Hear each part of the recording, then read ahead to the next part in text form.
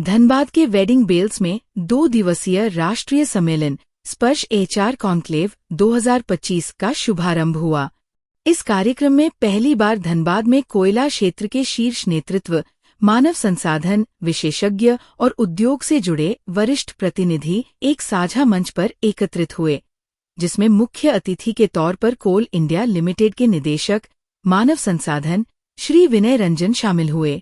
साथ ही बीसीसीएल के सीएमडी श्री समीरन दत्ता, निदेशक मानव संसाधन श्री मुरली कृष्ण रमैया, निदेशक तकनीकी संचालन श्री संजय सिंह, निदेशक तकनीकी परियोजना एवं योजना श्री मनोज अग्रवाल तथा सीवीओ श्री अमन राज भी इस कार्यक्रम में शामिल हुए।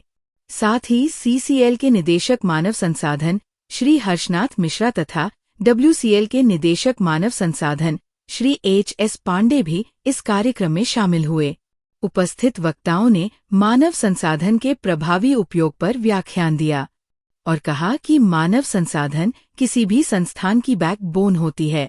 समारोह में बीसीसीएल के सभी क्षेत्रों के महाप्रबंधक, कोल इंडिया की सभी इकाइयों के अधिकारी उपस्थित रहे।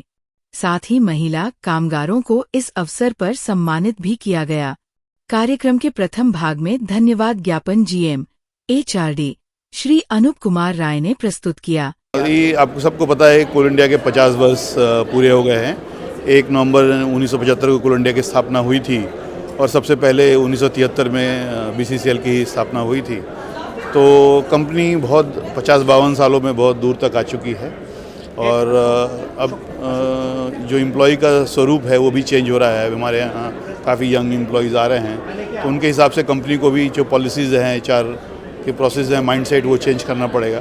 तो उसी की कड़ी में डिफरेंट सब्सिडरीज़ में एक ऐसे सेमिनार का यूज़ किया जा रहा है जहाँ कि हम मैसेज देना चाहते हैं कि एम्प्लॉय फर्स्ट, एम्प्लॉय हमारे लिए सब सर्वप्रथम है और जितनी भी एम्प्लॉय की समस्या है वो धीरे धीरे हम और उसको दूर करना है। नई पॉलिसीज़ बनाएं, नए ज़माने की पॉलिसीज़ बनाएं, क्योंकि बहुत सारे जो पॉलिसीज़ हैं वो 40 जो मेडिकल हैं वो भी काफ़ी पुरानी है, उसको भी कैसे हम लोग अपग्रेड करें। उसी कड़ी में मैं बीसीसीएल मैनेजमेंट को धन्यवाद देना चाहता हूँ कि बहुत अच्छा सब्जेक्ट चुना जिसका नाम स्पर्श रखा। स्पर्श हम सब इस सेमिनार के थ्रू ये मैसेज देना चाहते हैं कि हम सभी एम्प्लॉय को स्पर्श करना चाहते हैं। उनके वेलबींग के लिए उनको अच्छी पानी पीने की सुविधा हम नहीं दे पा रहे हैं। आज एम्प्लॉय तो कोल इंडिया के एम्प्लॉय है, सब्सिडरी का एम्प्लॉय है, तो एम्प्लॉय को तो हम मैनेजमेंट हमको ओन करना चाहिए, लेकिन ये उल्टा हो जाता है। तो मैं सारे जो हमारे एचआर ऑफिसर्स हैं, यंग ऑफिसर्स हैं,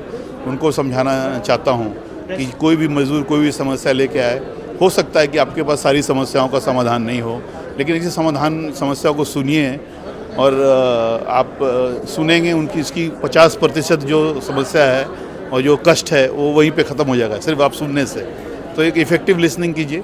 तो वो एक मैं मैसेज देना चाहता हूँ कि कोल इंडिया में अगर कोल इंडिया को बदलना है, लंबे समय तक इस कंपनी को सर्वाइव करना है, तो हमें अपने कार्य करने के तरीके को, खासकर एचआर डिपार्टमेंट को बदलने पड़ेंगे। महिला सशक्तिकरण पे हाँ, महिला सशक्तिकरण पे अभी हमारे पास 20,000 महिलाएं हैं, करीब 9% है और हर साल जो रिक्रूटमेंट हो रहा है इससे महिलाओं की संख्या बढ़ रही है और काफ़ी हमारे मजदूर वर्ग में महिलाएं काफ़ी आ रही हैं जो कि कठिन से कठिन, अभी आपने देखा एक हमारी महिला को हमने सम्मान किया, कठिन से कठिन कार्य कर रही हैं और इस कंपनी की जो बढ़ोतरी हो रही है उसमें वो भागीदारी कर रही हैं। तो एक बहुत ज़रूरी है कि हम महिला सशक्तिकरण को पहचानें और स्पेशल प्रोग्राम बनाएं, उनके लिए स्पेशल प्रोग्राम बनाएं। एक आखिरी सवाल, बीसीसीएल ये कार्यक्रम को जो है उन्होंने जो एक रूप दिया, क्या कहना चाहिए? नहीं, बहुत बढ़िया है, फैंटास्टिक है। इनकी मेहनत जो 1-1.5 महीनों की मेहनत है, ये मेरे पास आए थे और मुझे बताया कि मैं ऐसा कार्यक्रम करना चाहता हूँ, तो मैंने बोला तुरंत बहुत अच्छा, बहुत बढ़िया है, आप तुरंत कीजिए। और ये जो आप देख रहे हैं ये हॉल का एम्बियंस, पूरा हॉल भरा हुआ है, सारे डेलीगेट्स आए हैं और जब से मैं कल से आया हूँ हर तरीके का पूर्ण अच्छी व्यवस्था जिसको बोलते हैं, पूरी टीम लगी हुई है। तो मैं डीएचआर बीसीसीएल को बहुत बहुत बधाई दूंगा और उनके नेतृत्व क्षमता और उनकी जो इस सेमिनार का प्रबंधन बहुत उच्च कोटि का है और मुझे पूर्वाभास है आगे वो फिर ऐसा कार्यक्रम करके हमें बुलाएंगे।